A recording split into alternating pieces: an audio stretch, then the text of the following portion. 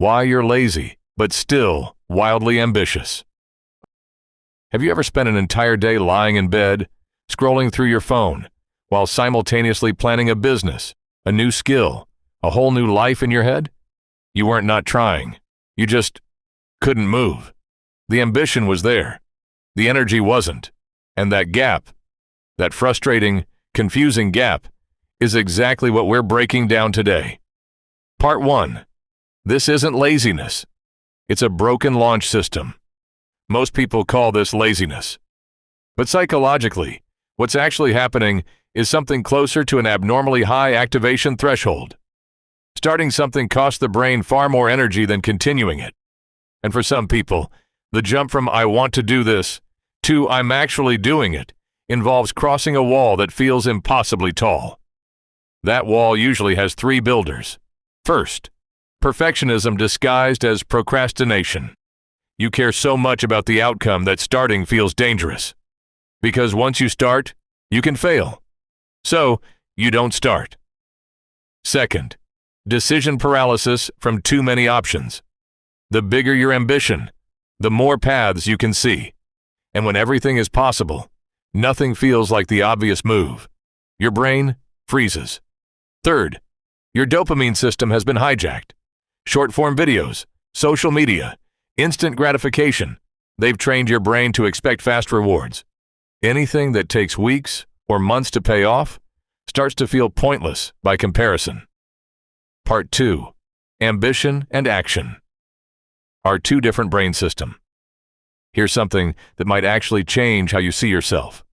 Psychologists have found that wanting and doing are powered by 2 completely separate systems in the brain. Wanting is driven by emotion and vision. It's the part of you that can vividly imagine the future, feel fired up by possibilities, and dream big without breaking a sweat. Doing runs on executive function, focus, discipline, and the ability to sit with discomfort long enough to actually make progress. Highly ambitious people almost always have an overactive wanting system.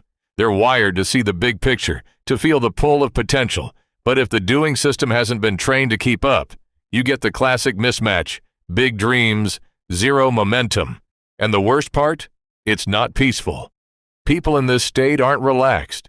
They're living in a low hum of anxiety, scrolling on their phone while a quiet voice in the back of their head keeps whispering, "You should be doing something." Part 3. How to close the gap. So what do you actually do about it? 1. Shrink the target until it feels almost embarrassingly small. Not write a book. Just open the document and type 1 sentence.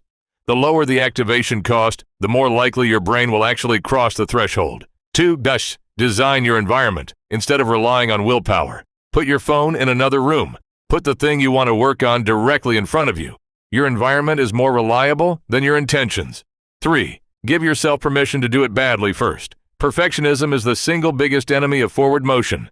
A rough draft beats a blank page every time. Done badly is infinitely better than not done.